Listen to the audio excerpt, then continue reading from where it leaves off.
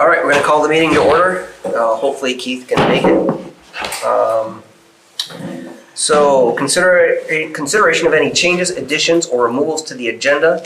I'm going to add the tax sale as number 8, STR discussion number 9, EWP grant is number 10. I'm going to give an update on FEMA reimbursement, which is 11. And Cherry's on, she can chime in if she'd like. And then recent comment was made about parcel data standards. So I'm going to make that number 12. Great. Anything else? There's Keith.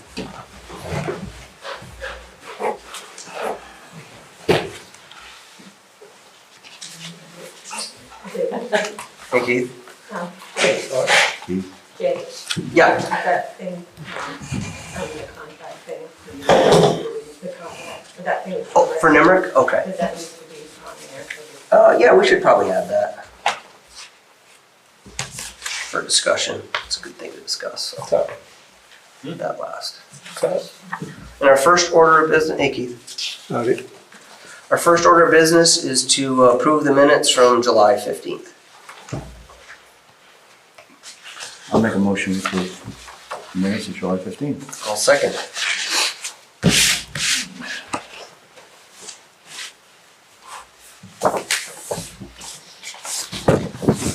You sign your copy.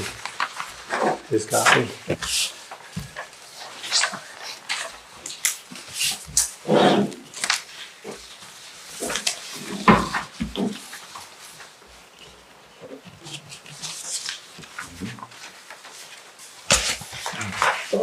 Sure.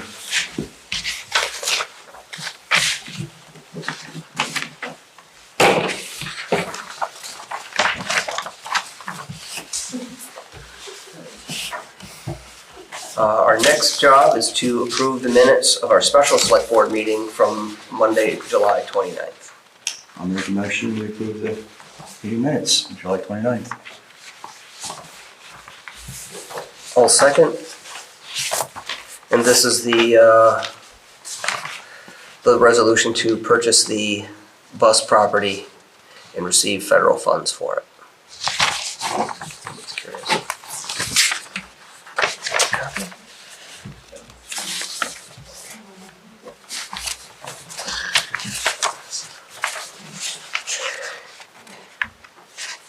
And our next order of business is to approve the special meeting minutes from Monday, August 5th, which is an executive session.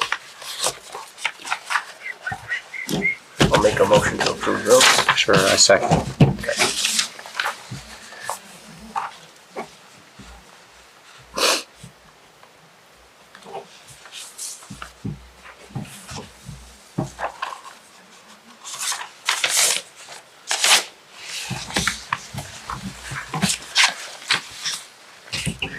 Borrow your pen.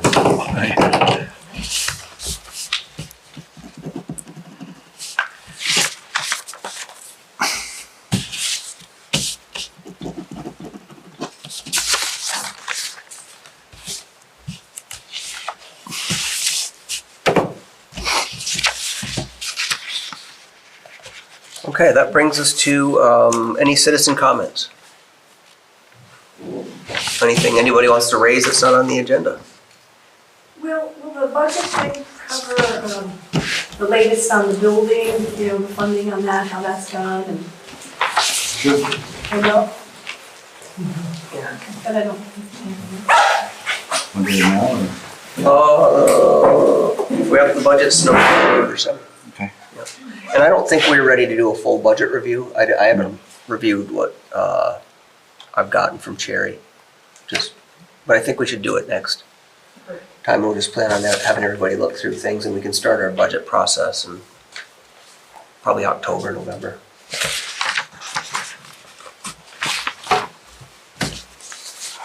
Okay. The next thing on the list is Farm and Wilderness. It's a forest legacy easement support, and I am going to have to recuse myself from any decision-making around this. So I will present this on behalf of my employer. And I'm going to turn the meeting over to, I guess you, Rick, to just be the chair while I present. Okay. Keep me in line. So I'm going to start out first by generally asking the select board for support for a forest legacy easement on 99 acres that Farm and Wilderness Conservation or the Nineveh Foundation owns. And generally, we're asking the select board to recognize the owner's property rights and support the right to attain a conservation easement. The easement will provide enduring access to the land with dispersed recreational opportunities for the public, such as hiking, hunting, and fishing, as well as the owner's forest management and timber harvest that support a local forest economy. And so this is generally Farm and Wilderness lands, this yellow. And this is the 99 acres that we have recently acquired the last 1/3 ownership in. And what we'd like to do is put a conservation easement on this land. Where's Patchbrook Road on there? Oh, okay, so Patchbrook Road is over here. Okay. Oh, yeah, that's it right there. Oh, okay. So this is a class 4 road. It's on Reggie's Road, which goes right by. There's no power at the site or actually anywhere up that road. Is that up where that camp was, Jay? Yes, W. George, I think we refer to that I know as. where you're at. So anyway, what we'd like to do is permanently extinguish the development rights. I don't think this parcel has a whole lot of value in terms of development, being on a class 4 road. And without power, not that it's not possible. But I think it's mostly, what we're thinking about is like, it's right in the middle of all this forest, and we'd like to, protect that forever. We do, I was out with the national NRCS from the US Department of Agriculture today, and we're just talking about actually practices that we do to enhance wildlife habitat that's compatible with forest management. So keeping openings for deer, grouse, things like that. Pretty typical. And it would not affect the, at present at least, the taxes that the town would receive because it's already enrolled in the use value appraisal program or current use. So why is the town involved? It's private property. Governor, so That was my to question. put any land in a forest legacy easement, Governor Scott requires the select boards of the town to approve that. Okay, Yeah, it's a Scott administration, all right. which we don't disagree with. Especially, if you were like removing high value property from tax rolls, I think towns should probably have a say in that, and I think that's Okay. part of that reason. Will there be any gates or fencing around it? There is presently a gate, and that would remain in place it's a forest road. But none of the land will ever be posted. Can't be under the terms of this easement. So it's open to recreation for non-motorized. For non-motorized? Yeah, non-motorized recreation. ATVs can go through there? I can't. I can't. And it's the same with all this other conserved land. You just can't. It's the Forest Legacy Program prohibits that. But it's one of the few programs where we do get paid to conserve the land. Are there hiking trails on there now? There are. They're not I was curious. awesome, but there are. Yeah. No, And I've done a lot. I don't know if the public uses them that much, although I've been in here when there's snowfall in like November, and I can tell you the boot prints going through there from hunters is pretty incredible. Huh, Yeah. interesting. It gets used a lot. All that land does. Was that part of the bear habitat at one time, or? Yeah, it's part of the Green Mountain Wildlife Corridor. This like sits smack in the middle of it. And if you're kind of watching that, you kind of know how important these big forest blocks are for, big mammals to move around. I've forgotten her name, the gal of Farm and Wilderness that organizes walks and something. Elizabeth? Elizabeth, Oh, yes. yeah, Does that's. she ever do anything through there? Yeah. So there's constant forest management activities are happening on the property. As I mentioned, wildlife habitat improvement activities happen. The summer camp, kids hike the trails pretty frequently in the summer. Invasive control, that's another big thing that, you just kind of, you inherit all these invasive plants nowadays, whether it's, grapes, porcelain berry, multiflora roll, there's all these things that we're constantly trying to contend with. So that kind of management goes on as well. Well, I would make a motion that we support the easement. Can I see that close up? Yeah.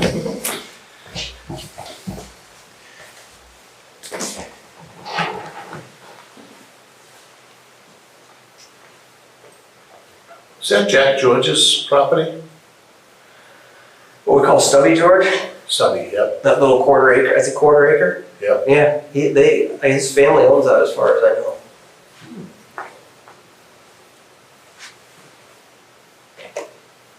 And it's primarily used as a hunting camp. Yeah, yep.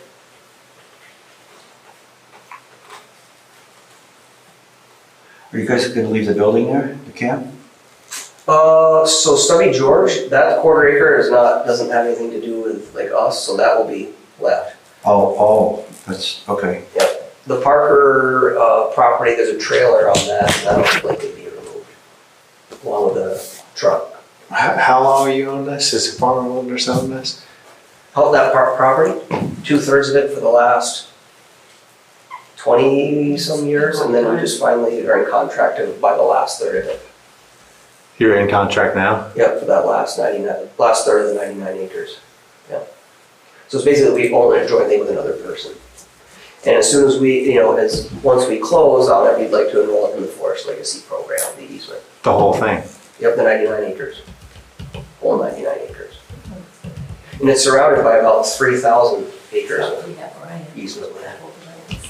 And the Farmer Wilderness collects the money from the program? From the Forest Legacy Program, yep. And we actually, you don't get paid what the value is generally, right? They call it a 25% match. So you get paid 75% of what the assessed or appraised value is, minus the development rates. So, it's kind of funny. They would say, like, if acreage is selling for $2,000 an acre, say in like big tracts, right? They might say an easement value is worth about $1,000. So that could be $99,000, for example, and then you'd have to pay your match, which is $25,000. So we'd probably net $75,000 as an example. And that's not exact numbers because I don't really know what the land appraises for, but It's an annual payment? no, just one time. Just once? One time. It's not a money-making venture. I can tell you that. So like the CRP program out west, it's an annual payment when you take farmland, grazing land and put it in there and they pay you annually. It's a different formula. I don't. So we get some payments like that support that kind of thing. So being in current use obviously lowers your taxes because the state is picking up part of the taxes, right? And then these NRCS contracts or U.S. Department of Agriculture contracts, those pay you money like say like 3,800 acres, right? That's like $5,000 a year. So it's not a lot per acre, but it helps you do these things like You need to steward it. Yeah, that's it. And you have to have a forest management plan to be in UVA, so that means hiring foresters to, Is it in use now? It is, yeah. So it could be in use and in the federal program. Yeah, absolutely. So we have a motion on the table. What do you want to do? I second it. Motion passes. Thank you. I'll pass the chair back to you, Jay. Okay. So the town workplace and conflict among elected officials, appointed officials, and potentially town employees. I think the board just wanted to recognize that these kind of things happen in the workplace and that we support, and make sure I say this correctly, tools for people to work through that, whether it's diversity, equity, and inclusion training or cultural competencies, that kind of the word. So we just want employees, appointed officials, and elected officials to know that there are resources for conflict at work. Conflict mitigation. Yeah. Strategies. And so I guess we could make a motion to financially support that if necessary. We could. Yep. I would approve that. I would make a motion that we would just financially support that. I think it's important. Okay. Yeah, I'll second. All right. Motion carried. So budget review, I think we're going to punt on that subject, but you have an update on the building? Well, no, but I can say this Okay. in general terms. I did take a look at it about 2 weeks ago, and all I could say is, right now, we're in the black, we're not in the red, we're still within our budget. We're very close to the end of this phase. The only work that needs to be done is finish the roof on that front entrance. Some roof metal trim edge work needs to be finished, and the exterior doors need to be installed, which are all on order. So we're real close to the completion of this phase, and I think we got the numbers where they need to be. So we're definitely within budget, and that's all I want to say right now. Yep. And it looks good, I think. Huh? The building looks good too, I think. It's coming good. It's coming good. When will the next phase be starting? We're waiting on a grant, and that grant, well, maybe Jay can tell us more about the grant. So we had a building assessment done. It's a MERP grant, it's called, through this buildings and grounds, or buildings, state buildings, grounds system. And they came up with these grants for communities. And if you're a disadvantaged community, you had a better shot, or energy burden community, you had a better shot. And Plymouth ranked pretty close to getting one of these grants, we thought. So depending on the number of applicants and type of projects, we went ahead and went through the first phase, which was an energy audit, right? They did a blower door test and stuff. And then the final application portal opened up this month for that. I thought we'd already done everything we could do, but apparently there's a little bit more. So we're applying for that, and that will determine how much money is. But it may not be awarded till 25, Yeah. is that right? Yeah. Yeah, so we're gonna be here next summer working. Yeah. Big amount? $500,000. Oh, that'd be nice. Yeah. Fingers crossed. So some of the money we borrowed wouldn't be needed then? No, Pay some of it off? no. What happened, let me try and explain this. We started with a project, and the costs were way over our budget, so we started pulling things out of it to make the project work within our budget. So now this grant will be putting what we pulled out of the project back into the project. So it won't cost the town any more money, is the bottom line. And whatever we end up with that grant, we will we will figure out what we can do with that money for the next phase. But it's looking real good right now, so I think we're gonna have a whole project here. Yeah, it's a big grant. It could be up to 500,000. Yeah. That brings us up to tax sale. And Elaine is here, our collector of delinquent taxes. Is there anything you wanted to tee us up with at all, Elaine, about this? With regards to having a tax sale? Yeah. We need to make a decision whether or not we want to have it this fall, and then we would have to go to the tax sale attorney to get a schedule from him for the date. Okay. And I have the email from you. It says we are owed a total of $93,202 in delinquent taxes. Last year's amount was $71,355, and this year, in the years 2015 to 2022, is $21,847. We can't have properties who are delinquent for 2023 and a tax sale for this year. That would have to wait for the next regularly scheduled tax sale. And you're suggesting postponing till next year to make it more efficient by having both years? It's up to you guys what you want to do. Yeah, at first glance, when I looked at it, it appeared to be more efficient if we waited. Personally, I don't care whether we have a sale or not. I'm just trying to make it more efficient for the town. Right. Whatever makes sense. Yeah. So we have to, is it like we have to hire an attorney for the whole process? It'd be, if we did it this year, we'd be spending the money to do it for 2015 to 2022 and then spending it again for the 2020. Those properties will qualify. They qualify for 2 years, right? Yes. They have to be 2 years in delinquency. Yeah, so the 2023s would be in 2025. So we either have one now, or we just wait till 2025 and put them all together. Is that? I think It's that's up the to you option. what you decide. Yeah. And in the meantime, whoever's delinquent they could come in and pay it, right? Certainly, we're trying to get people to come in and pay, They have the money. to develop. Right, or they would just, if it sells in 2025, it would just continue to accrue and they'd owe more, right? Yeah, yes. The hard part is that when the notice of sale is lodged with the clerk's office, it adds $1,000 to every parcel's expense to redeem it. And I would really like for people to redeem their properties before that happens, because if they can't afford to pay their taxes now, that extra $1,000 is going to be another burden for them.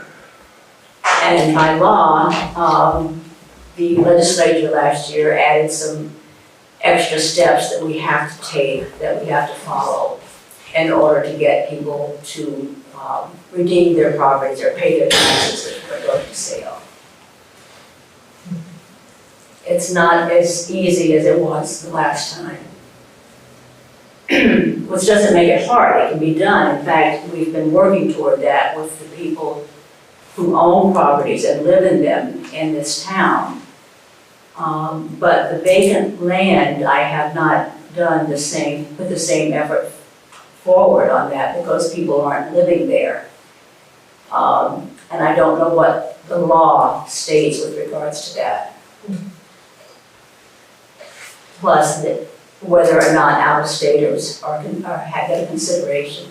So it would be nice if one of you would speak to the tax sale attorney and get some feeling from him of whether or not it makes sense for the town to have a tax sale now or to wait for another year. So instead of this fall would be fall 2025 if we did it? No, this fall would be, if we have one this fall, we would not have another one until 26. 26. Yeah, So yeah, the properties from this year, from 2024 would qualify in that sale too then, right? yeah. 26. Right. Oh, no, I was just gonna ask a question. So we would always do 2 years. Have we always done 2 years though for people? I just want to be sure we're consistently doing, whether it be 1 year. I mean, have we tax sale people? That was, I'm under the impression we started doing that with the last sale. That was our conversation that That was the conversation we would have every 2 years. Yeah. So we're due by that. Well, yes, In the that last one was context, held we're due. April 2022, Yeah. so we are due. We should have one now, right? And then another one in 26. Yeah. We keep, I think it would be wise, I think it would keep situations from happening like we were in with the last tax sale. Although at that tax sale, we did not include the hog properties because they had gone to contract. But the problem is the vacant lots and people being able to look at the vacant lots in order to bid on them. And what happens if they don't sell at the tax sale? or we'd end up owing them, right? How many vacant lots do we want to own? How many are, I mean, they know. There are more vacant lots than there are houses. We own 3 now, right? 3. We own 3 now, but I think the vacant lots, it's on an email I sent to you, is it 13 or 8? It's I 13. forget. I think it's 13. That's the number I have, remember. That's a lot. It is a lot. We'd have almost 20 lots. Do we have contact information on those properties? Yeah, they get a delinquent tax notice every month.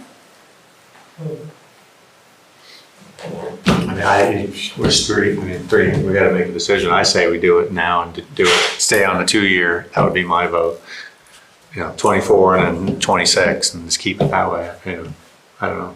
I mean, you've been kind of leading it with Elaine, so I mean, I'm willing to defer to your. I mean, I can reach out to Ankuda and see if he says that's a good strategy. If not, then we can defer to his judgment. I would ask you to do that, Keith. Why don't you do that? If he wants to, if he says go for it, go, that's good, then we do it. If not, then we'll just wait. Okay. Yeah, can you do that? Yeah. Good. That's what we'll do, Elaine. We'll contact the attorney. Keith's gonna contact him. I'm gonna reach out to him and see Okay. what his guidance is, what he thinks we should do. Stick to the 2-year time frame or kick the can down the road for an extra year. I don't know. I think it's easier to stick to the time frame, and when people get accustomed to that sort of pressure is a word I would use, I guess, of tax pressure of having to pay it or else this is going to be happening. It might help the cash flow with regards to tax receipts. Well, I agree with that. I mean, if you know that it's every 2 years, that's kind of a generous grace period in itself. I mean, you've got 2 years to pay your taxes, so. Yeah. You know, and if you don't, then the tax sale happens. But I mean, that's a tool that we have at our disposal, so if we don't, we Yeah. should use it. Now, those 3 lots that we own, will those be included in the tax sale again? I got the impression from him, from Stephen, when I spoke to him, that they would not be. He said you need to market those yourself aggressively. You don't put them back in the tax sale. Because we've been accumulating expenses every month that they haven't, that we've owned them. We sell them above, We have a lot more money in those parcels now than we did 2 years ago. I see. if we sell them for above what we have into them, we have to return that money to the previous owner? I don't think so, because we own them now, but that's the question you would need to clear up with him. Maybe because a year has passed? Because we own them now, yes. Yeah, That was, there was a grace period, right? And then Yeah. after that period, then we and we own them out? owned them outright. Yeah, Yeah, Yeah. that's it. that's my impression. Well, so then we could sell them at whatever current market value is. And then we recoup a lot of the money, cost. Is it hard to list them with a realtor so that we can have them actively marketed with GPS coordinates so people can find out where they are and look at them? It's a 10% commission for land.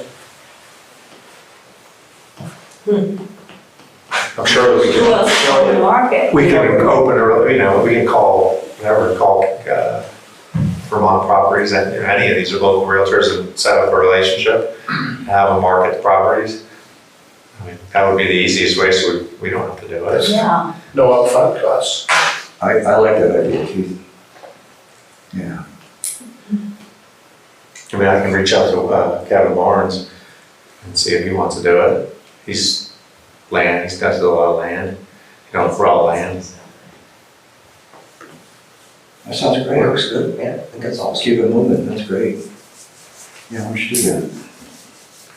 Also, I'll get the exact info I need from Mike, and I'll contact We him. could easily put a tax map together with the GPSs on it. And as far as the value of those lots, we had one hot lot sold since the first of the year. It was valued at $7,500, and it sold for $4,000. Yeah. It's not expensive land. You gotta get it back on the tax roll. Yeah, That's it. we may end up going that route, but it is what it is. Yeah. I think we should move them, if we could. Yeah. House on stilts. Do we need to make an official motion? Is it gonna need some kind of resolution for the town to sell the properties? If so, why don't we make a motion to, Market them. market those and sell those properties? I make a motion that we start, explore possibilities to market them. Okay. I'll second it. Yeah, I'd approve. Because I think they want that off, the attorney does, just for legal. Yeah, there you go. All right, maybe say it's a special meeting. Nope. It's on the books. It's on the books. Okay. That brings us to SDR, and you wanna kick that off? Sure, okay. Frank, what Frank Potter is. We've had some emails, and I sense there was some concerns you might have had, Frank, or concerned with enforcement, and what's the right way to proceed? And do you need some guidance from us, or direction, or help? How's it going? Well, probably I think I also probably owe you a status report after 2 years, but I'll get right into enforcement.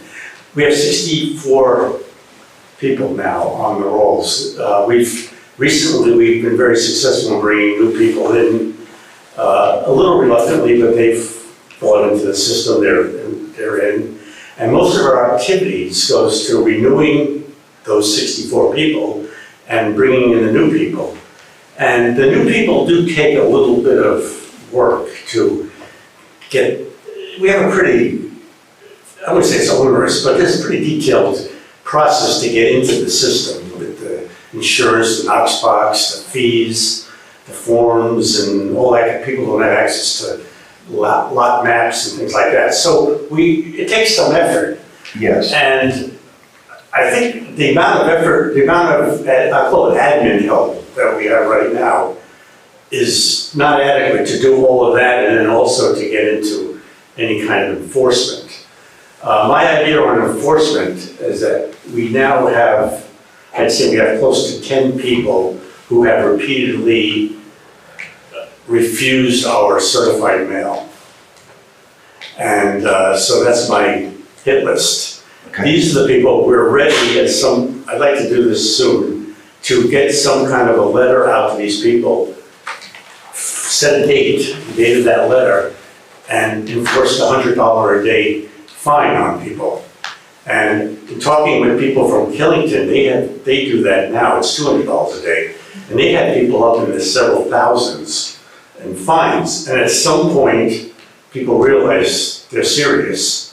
And then you negotiate a solution. And to my, if the average person is $500 a year, and the program's been in effect now for 2 years, this is $1,000 right there. You've saved $1,000 by being a scofflaw. So that kind of an effort is what I'd like to start doing. And if we could lean that property, just the whole power of municipal government on these people to get them. Because at this point, the vast majority of people are in the program, they cooperate, they renew, they're friendly to deal with, but there are these 10 people that are just basically thumbing their nose at the system and refusing to do anything.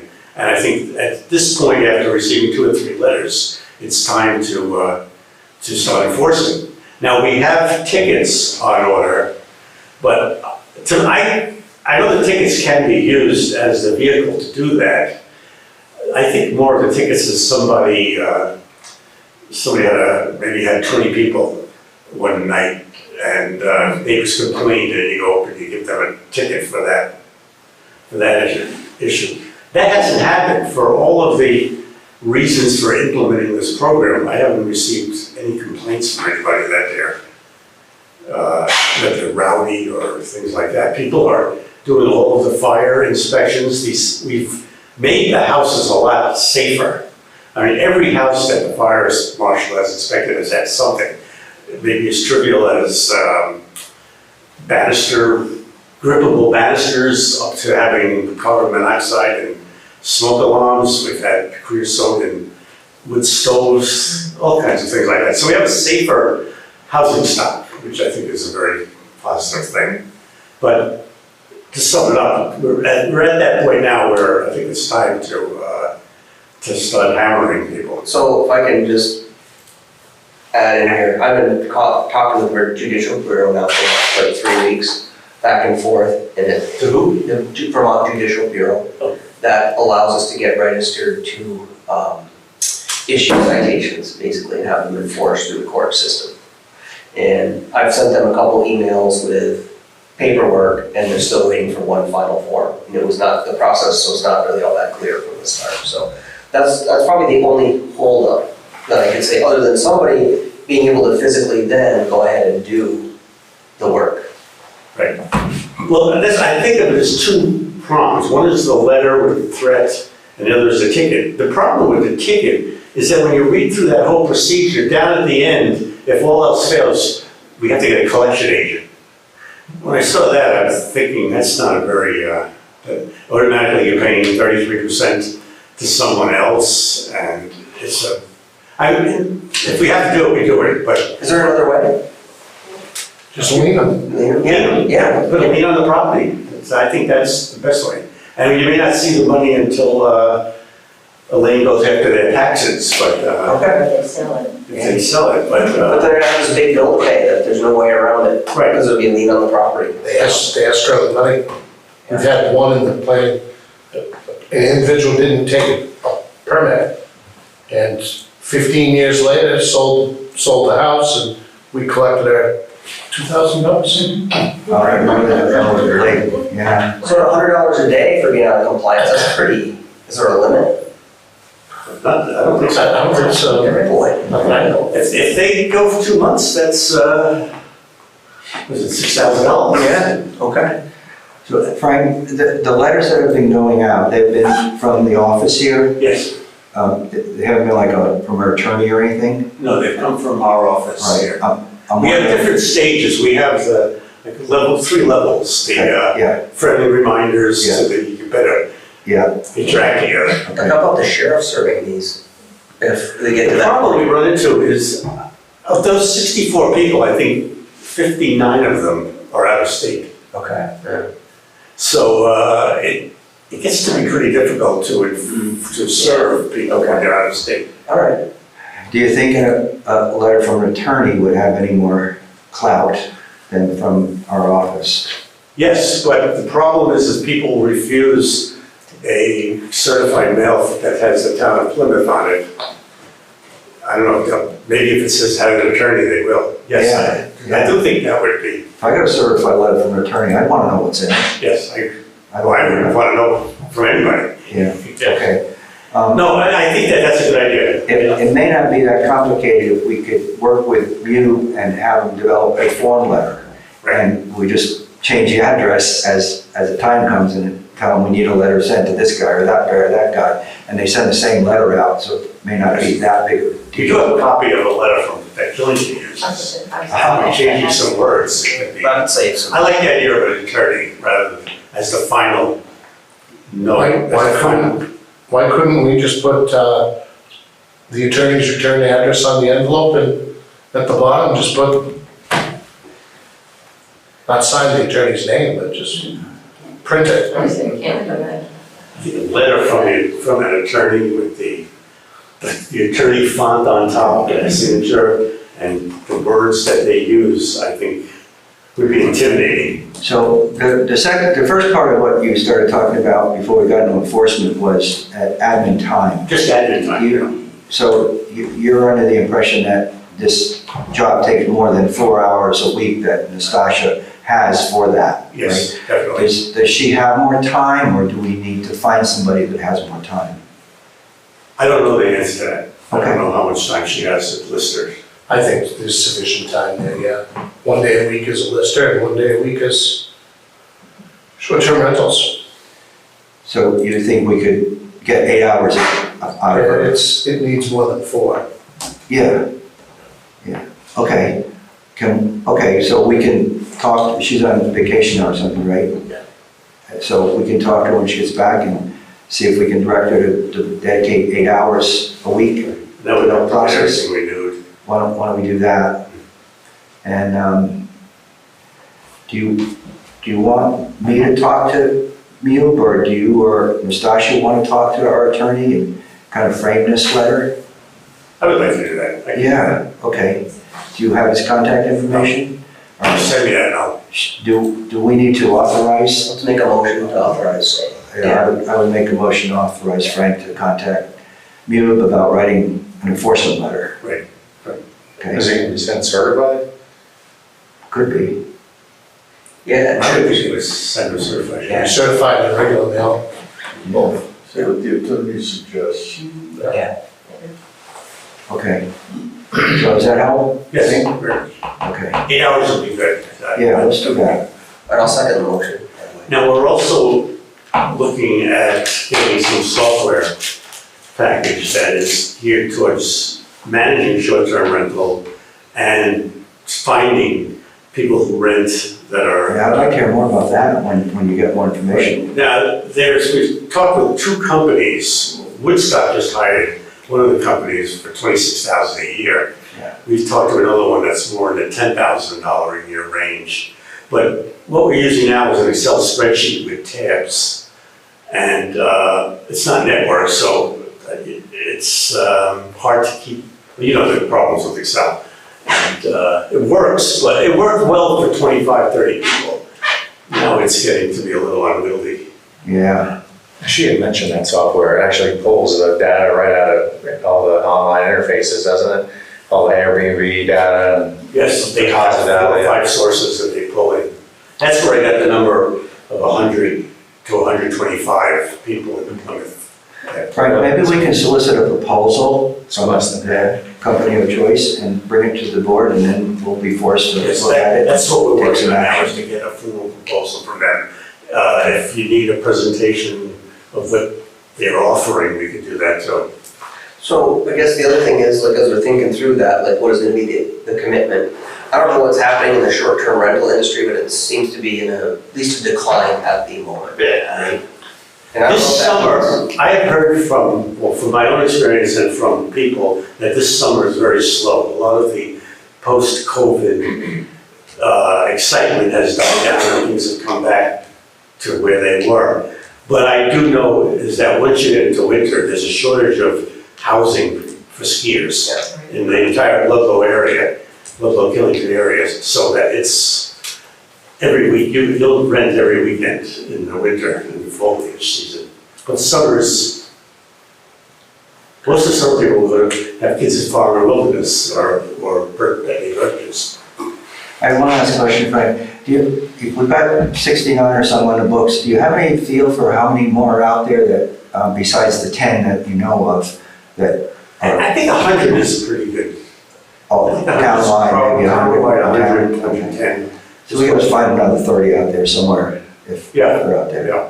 And I think I've said this all along, I think if you don't have full participation in the program, it doesn't work, because people are gonna start saying, why does that person? Absolutely, absolutely. I ride by one every day, and it's like, show. I see that house down the street from mine, there's a different car there every weekend, and and I know the guy has been sent 2 or 3 letters, I feel like going into him, Yeah. Yeah, I would feel the frustration really, I think. I'd like to see this. and I think there's even one here, right down the street, the one with that had the 10 cars a couple weeks ago, cars parked in the street. I think that's another one. Okay. Yeah, but they're hidden all over. As we start looking at this STR ordinance again, I mean, one thing that strikes me also, not to get us off track, but I'm seeing garbage at these short-term rentals because the dumpsters aren't secured, they're not bear-proof, right? So the garbage is suddenly strewn everywhere. But we do require, You do, make sure bear-proof. they have some way of handling the trash to be either bear-proof or that they keep it indoors. Okay. The ones on the Because I've seen the hall, one over here, well, they aren't registered. the hall, Case in point, that one isn't that's why, registered. well, parking in the trash. Yeah, Yeah. that's why we amended the ordinance. Frank, But I do, that's one of the things on our checklist. I would like to, not now, but I have, after 2 years, I do have some changes that should not be controversial that I'd like to make, just tune-up things, what's required of the inspections and what they need to do. You know, we had right now the fire inspections once and that's it, maybe every 3 or 4 years we should have another one, things like that. Two things cross my mind. I think you're doing a great job, and I'm really impressed that we've got it up to 60-something. I mean, that's great, that's work. That's a good result. I lost it. I appreciate that. Also, I appreciate the commitment to it as well. It's pretty awesome. It's fun. You call it fun. Good for you. I know more out-of-state residents of Plymouth than anybody. That's cool. Yeah, Not too many residents, but out-of-state. Thank you. That brings us to the EWP grant, or I guess more basically, the dredging that happens down on Dublin Road. Scott Jensen has asked for a site visit at 9 a.m. on Wednesday. Is it on? Yeah. And that's great, that can help us kick off the project. I think I've been in touch with Ted Reeves to incorporate Scott's suggested changes into that. I think it was just like some of the size of the riprap before we hit the river. Anyway, you're going to be leading the project for that, Rick? Is that, or are you willing to, or Larry, or how's that? Well, Larry will be there. I will work closely. Okay. Very closely. Do we all want to be there for that Wednesday, the site visit? Is it the same engineer coming out again? It's Scott, so Scott Jensen, yep, is the, for the state, and then Ted, who we met with at that time. I don't know if we want to have contractors there, because it might be short notice for that, but that could be like a pre-bid sort of meeting to look at it and ask questions. Oh, boy. Yeah, too tight a time? Yeah, I think Okay, so. all right. Will it entail closing Dublin Road for a time? No, I think it was just mostly dredging above the bridge and a little bit below, so that we don't get that back up. Maybe one piece of the project is putting a new culvert across the road, just this side of the bridge. But if we can do that, keep one lane open, I think we will. But it'd be a one-day project if we had to close it. So I think if you could, can you make it, Keith, on Wednesday? Do we need to warn a meeting because there's 3 of us going, Angela, for that? That to be an emergency one. I think so, just because they can just confirm the time. Because there's a quorum, there's 3 of us. So technically we should have a Have quorum. a rain date, We'd have a meeting if you want. rain date, Rain date? bring a rain jacket. I wonder if we could also put it off a week or 10 days if we wanted to do that meeting with, do it as a pre-bid kind of meeting. To bring in a machine guy, whatever, sailor or something. So a couple people hopefully that want to give us pricing on it. I mean, that might be efficient use of people's time and they can ask the engineer questions. Yeah. While they're standing right there, yeah. Makes sense. And that way we don't have to order an emergency meeting, we just do a regular one. Now, Jay, it's my understanding there are 3 separate projects there. Yes, There's the clearing upstream of the debris. correct. Right? Yeah, And then there's dredging correct. under the bridge, and Upstream. then there's that Berm? new, I guess it'd be the structure, catch basin, and culvert across the road, So the which structure, is town. that's down, yeah, right. So, is Scott Jensen involved in any other work in the stream, obviously? Right. So, I'm trying to think. I mean, there may be, we don't have bid documents yet to distribute. Right, we have plans that are like 90% Right. But blueprint. they address the first 2 projects, Yeah, right? Not the third, right. right? Okay. And that's basically Larry's spec, right? Like Yeah. Larry and Scott could just say, hey, this is the town's portion of the project. And Yeah. it requires this culvert, stone, Larry could lay that out pretty quick. I would like to proceed on Wednesday. This and Wednesday. Let us have a pre-bid after the fact. Okay, When we know, okay, because there may even be some more changes after our site visit. okay, And so let's keep it moving. all right. That's what I'm trying to say. And then in a week from now, we can get some contractors down there and have a pre-bid. Okay. Because we got to decide if we want to bid all 3 separate projects or one big one, or. Well, yeah, the structure is gonna be a whole different. Well, It bridge, is. yes. It is. And I'll give you an update on that with this stuff. Okay. Yeah. Okay. All right, So let's proceed with the meeting on Wednesday. okay. Okay. Do we have time in the morning? I'll do it before I go home tonight. Thank you. Sorry about that. It's okay. Okay. Got it.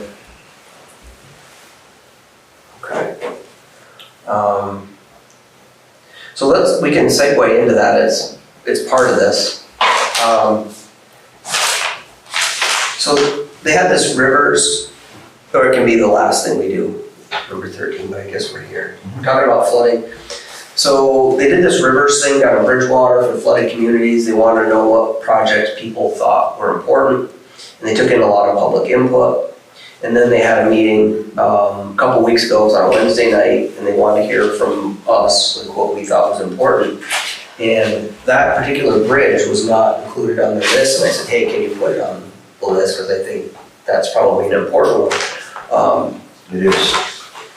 And so there's a berm removal on Patch Brook, and I think that's the one right next to where we're doing the digging. That temporary berm was made to help stop the flooding to the Whalen House and Echo Lake Inn and the church, right? They put that emergency berm up to make sure things didn't flood out in January storm. And it was a volunteer effort. Okay. And that happens a lot. So this is on their list. Plymouth Town Office Building floodproofing is also on the list. Is that referring to the workout, moving that hydrant? No, it's a separate project. Okay. But this could be either like raising the building a little bit, lowering the river, and somehow opening up the floodplain. I'm not sure, but it involves engineering. Okay. 4645 Route 100 buyout. It says houses for sale on the bank of the Black River. It's a little gray house down here. That got on their list. It's right in the flood zone, right? And how that house hasn't flooded, I have no idea. The little, just when you get out of town, that little house on the right that's for sale, little gray, it's cute little. At Black Mountain. Oh, yeah, Black right River on the wall, right on the bridge. Sale. Yeah, That's the house that needs a short-term rental. Okay. Now if they buy it out, I don't pay anymore. Now, this is on their list, that they It's on haven't approved yet. We have 5 projects that we need to prioritize here. When we have, they want to know what feels important to the board. Why do they Floodproofing. want to buy that out? Why is that a priority? I don't know if it gets, so it got on there, but we have no control over what gets on the list. And, it's all with federal money. Another project is possibly floodproofing Good Commons and other and I said, it's not just Good Commons. When we had Irene, Al's place filled with sand, right? The homes across the street. So that's like, don't look at it as Good Commons. Let's like talk about this as like a little, neighborhood. Intersection. Issue. And then I insisted, I asked, please get the bridge on Dublin Road on this project list as well, because that one feels pretty important in a pretty historic downtown section, right? We don't have a lot of that in Plymouth, and the Echo Lake Inn, we can't replace that, or that church. What So- about Union Road, didn't that get on the list? Did not get on the list. Fourth time it's wiped out since 1930 or 40. Seriously. I put it on that day, but then I had. And they didn't listen to you, huh? Who were you? I know, I had authority, but I was the only one there. Yeah. All right, so I think we prioritize number 1, Bridge, Dublin Road, then number 73, Plymouth Town Office, number 2, then the berm, and then we nick 74 and 96. That's my vote. I like that. I can go with that. Cheers. So related to the town office, I know that we had water in here during our meeting.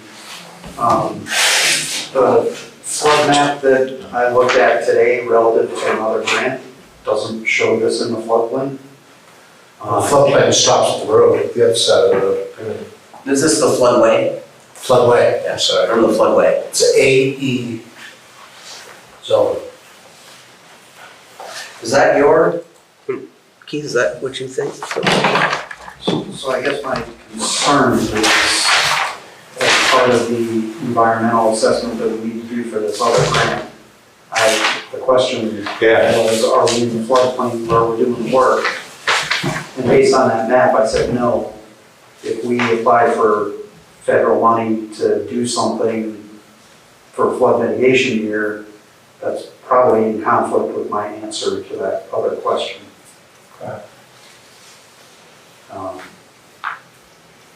I have no problem changing the answer, but it seems like we should have a consistent answer one way or another.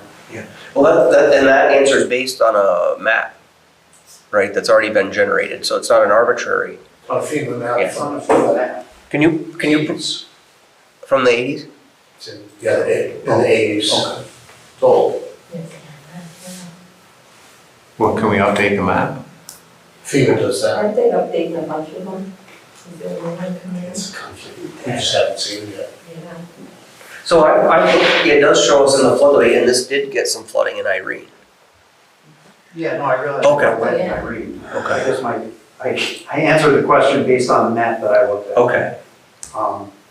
So there's $280,000 kind of in the mix here Okay.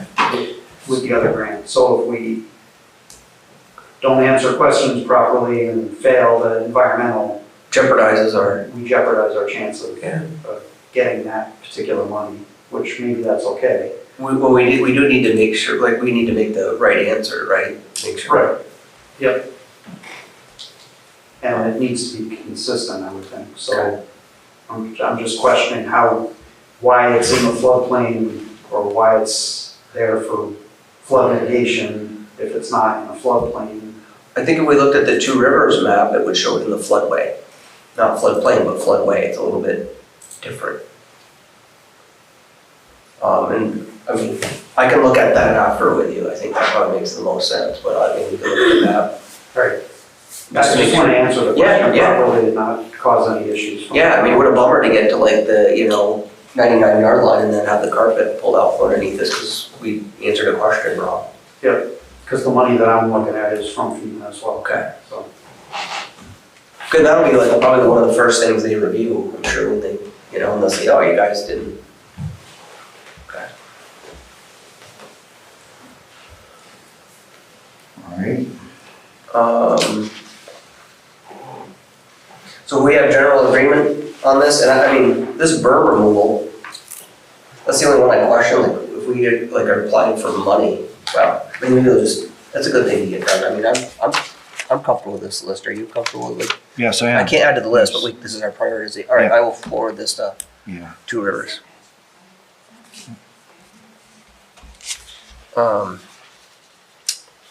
Is the berm on Hatchford Road? Yep, it's just up from the bridge. That's on private property, though. It is, but it's in the flood plain. And On Patchburg and on There's a Dublin? big- well, Dublin Road, yeah. it's Okay, so because we snowshoe on Hatchford, and I'm like, what is he talking about? So it's Dublin, huh? Dublin, yeah. That makes, Push it yeah, out in front. thank you. Yep. I was- Sorry, it was on their list. Well, we that way. snowshoe up there, I'm like, what? I mean, Patchbrook Road's right by it, that's why I didn't. Yeah. Okay. I was confused, Yeah. same question. Yeah, what the I'll correct that. That's all right. Yeah, it just doesn't. We got it, we got it. Okay. Oh, well, it's a patch removal, it's berm removal on Patch Brook, not Patch Yeah. Brook Road. Yes. Patch Brook, yeah. Okay, Hatchford, okay. So I didn't interpret that Yeah. as a lie. I love it. Too many names. Hatchford Road. FEMA reimbursement, at Cherry's request, I called the governor's office, and I told him who I was. What do you say? Yes. Did he hang up? I said, I'd like to speak to the governor, and then I said, just kidding. He started giving me where the governor was. I said, I'm just kidding, I know, he's too busy, but anyway. He said, I will look into it for you. So Cherry has submitted, of our $2 million in damage, 1.4 million has been submitted, and 1 million is eligible for FEMA reimbursement, just over. And they're holding on to the money. And when Cherry calls FEMA, they said, we have released your money to the state of Vermont. So the question is, where's our money? Yeah. Right? Because we're borrowing money to, pay our bills. And so I did get 2 return phone calls, and this person is looking into why that money has not been Dispersed yet. So, from the state. yeah. You had better luck than I. Did you? Well, I didn't call the governor, but I called Who's the representative? Becca? Balance? Balance. Yeah, about it. I got an email, like everybody does, and what can I do to help, blah, blah, blah. It was a regular, so I called him, and I said the same thing, money's been approved, it's in the state. What do we have to do to get it? Oh, I'll pass this on to somebody who can help you, and I never heard back from anybody. So, Well, I have a name and a number. yeah, good for you. Okay, so You're we making can- We headway. can stay on. What that. office is it? The governor's office. I don't.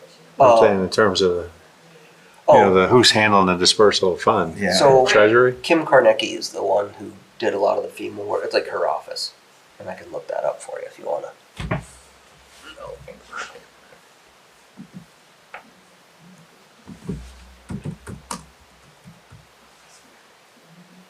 Dre, Hi, can you hear me?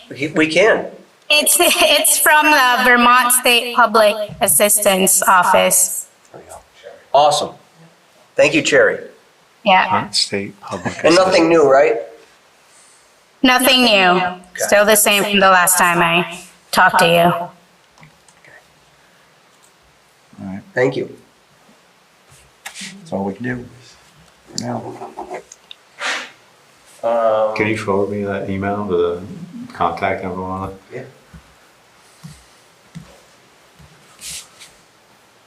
So we got an email questioning why Plymouth does not have compliant data for the parcel data standard with the state of Vermont. And so, this, to start, has anybody used that parcel viewer? Yeah, I use it, it's horrible. Yeah, okay. It's 6 years old, Okay. 5 years old. Our mapping software company, CAI, Yes. has to submit to the state of Vermont a little more current GIS. So here's the thing. I think we talked about this a couple years ago, and frankly, I remember we were just kind of annoyed by it, right? The state contracted all these people to go out and do this parcel work. They were awarded contracts. Plymouth was one of the only towns that didn't get the money to do the extra work to make the data compliant. So the state did not pay. And I called the contractor about that time. I still have an email somewhere. And they said it'd be $5,000. And we're like, why didn't you ask the state, like every other town gets, to make our data compliant? And so I know we had that conversation about the $5,000 or whatever, it was $5,000. So now, I don't know, I guess the question is, like, it does stink, that's the consequence of it. Like, you get on our website, right, and you start click on a parcel, and some of the data isn't there. So CAI, believe that was the company, right? Yes. CAI Technologies. So if we want to bring our data into compliance, it's $5,000 on us. And I called somebody at the state and complained, and it didn't get an answer that I was happy with at the time. So just like, why didn't, how come we're like the only town? Two Rivers Ottaquiche also said, you should like, they'd like to have that data and I don't know how they use it or what they use it, but it's not great from their perspective to do their work. And I know that's not necessarily our top priority, but if we want to budget for it, we could. I remember there was an exchange with Two Rivers. I remember the guy was saying that we shouldn't pay it.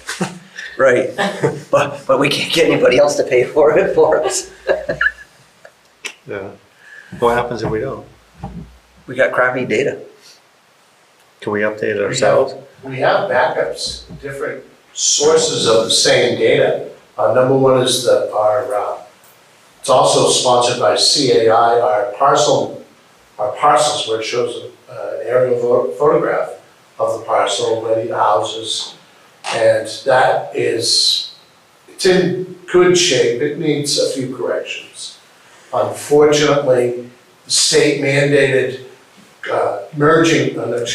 combining parcels for the tax rolls, which has caused our software and our parcel viewer to be skewed. You can click on someone's name, and for example, probably your name, Keith, you click on it, because you have two parcels, it only shows one. To save $8 a parcel for Yeah, those saving parcels. bucks. Yeah. That was the state. So, we're working, every time we find a problem with it or an error, the nice pretty lady over there, I can't remember her name, she's corrected a number of those. And it's really just, every time you find there's something wrong, correct it. Is it worth $5,000? I mean, it's just somebody's time. No. Because most people are using that portal for the data and not the parcel viewer. I mean, we welcome taxpayer feedback on that. Yeah. I think, right? I was using it today for some of the grant stuff. It's useful information. It wasn't that hard to navigate. We had, Dave was in today and got a copy of one. So we use it 4 or 5 times in a week. And that's usually where we get our feedback from. Angela is the first name. Sorry about I that. guess until we can find somebody to pay for it, probably should table it. Okay. So the state just wants you to do it, is that all? Yeah, they want it. I mean, I just don't know what Why do they want it? makes their job easier somehow, probably, right? Oh, Let me pay well. for it. Cut a deal, maybe they'll pay half. Has to have something about taxes when they're processing taxes. Can we grind them? But we use them for other things too. Yeah. That's the problem. And their mapping software is a lot better than some of the competitions. I mean, in the end, it's nice to have accurate, compliant data, just because we have it all online. I don't know if that affects attorneys coming here to do, is it good customer service? That's the one question. I don't Yes. know. Yeah, people are using it all the time. What are some of the what's inaccurate about it? Like, what's wrong? There's just, You have a perfect example on Gilmore Road. Eddie Floyd owns one parcel and Mahoney owns the other, and it's transposed.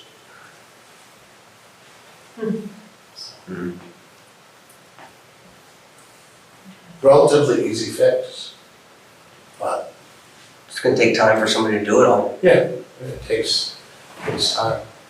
must have $5,000 for somebody to go through the whole database and make all this corrections. It would be impossible. Because there's over 1,300 parcels alone. And some of them are just little postage stamps. Camp Johnston, for example. Yeah, it's kind of, when you find the error, you correct it. And like I said, with the combining of parcels where they're contiguous, just made the program that much harder to use.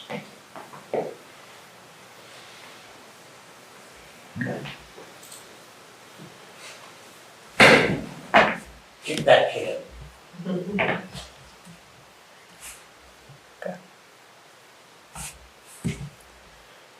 I think that's all we got. Good. Mail-in warrants. Oh wait, the NEMRIC contract. Renewal.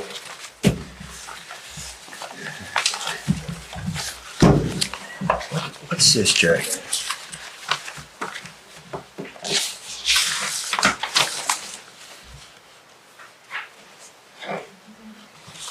What's that?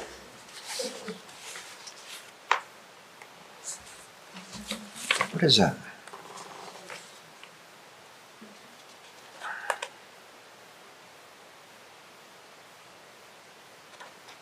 Oh, I think it is commentary on number 6 on our agenda with working relationships. Oh, okay. Okay. Fair enough.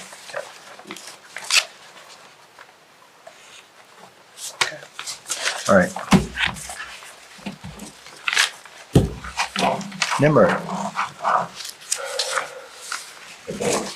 So, NEMRIC for past how many years has been our financial advisor.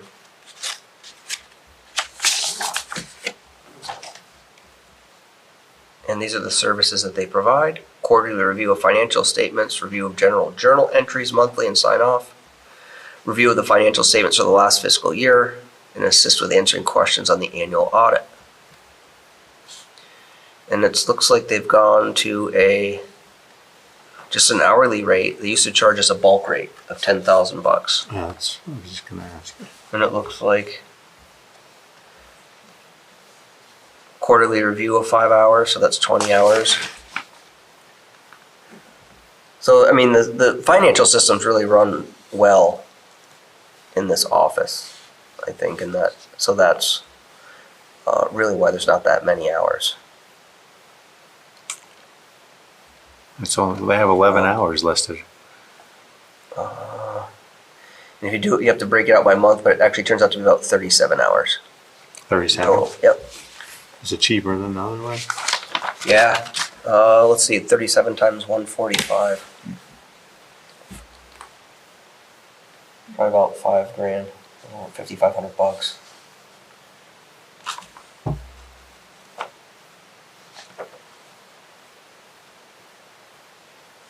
Yeah, $5,300 plus some travel time. So that's pretty good. Now it's just review, not like years ago it was remediation. Yeah, I think they've straightened out a lot, and they've helped us get some good organization in our financial end, and big help. I would make a motion that we accept that. Jay, Yeah, Sherry? I just wanted to say, like, on that agreement, the Yeah. 5 hours is not like a monthly, it's like the quarterly. Yes. I just wanted to make sure that you're not counting it as monthly. Thank you. I counted it as 20 hours per year. Oh, okay. Got it. But thank you for keeping me straight. Quarterly. Elaine, anything you want to add from your previous role as treasurer? I think it's important to continue this relationship with them, especially in this transition period. Sherry is good, but there's a lot. Just need some She support? hasn't experienced yet, and I think it's important that we keep things clean like they are right now. We can't go back to where we were. Okay, awesome. All right, we good? Do you have a second? Motion? I made a motion, accept it? Sure. We're good? Okay, we're good. That's our side pile. Okay. All right. Anything, I Angela? was thinking that's the next select board meeting. The second is Labor Day, Okay. which the office is technically closed. I don't know if you wanted the 9th for the next meeting or what, so just so we can put that on the record. I think we're gonna need one for, if we need to accept any bids for this EWP project, right? We should have one on the books. The Dublin Road project? Yeah. Okay. Does that make sense?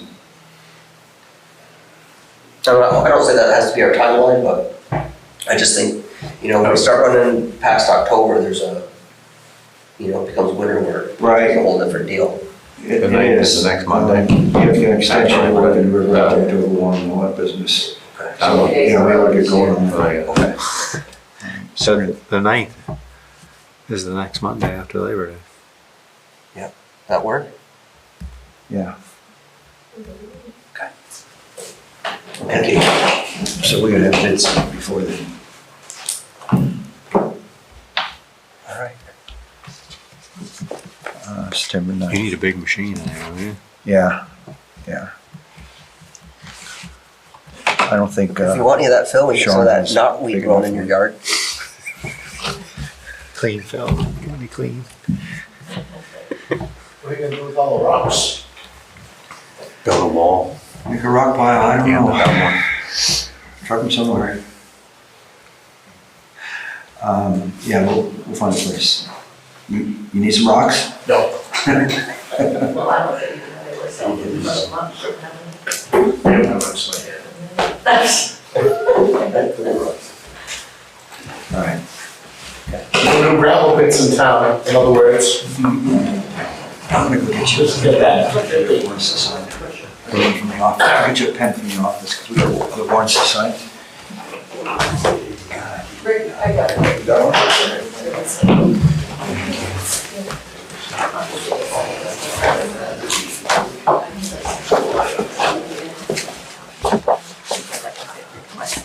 Yeah. Are we officially adjourned? No. No, not until after we're doing that. Okay. Oh. We'll talk about it tomorrow, okay? Yeah. No.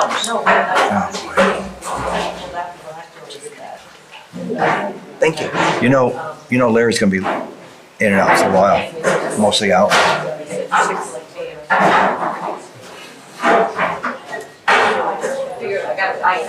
Yeah. So then people want to come up and throw rocks in the river with us, they can. Oh, it's just payroll.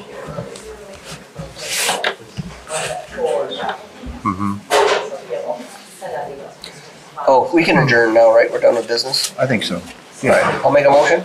Second.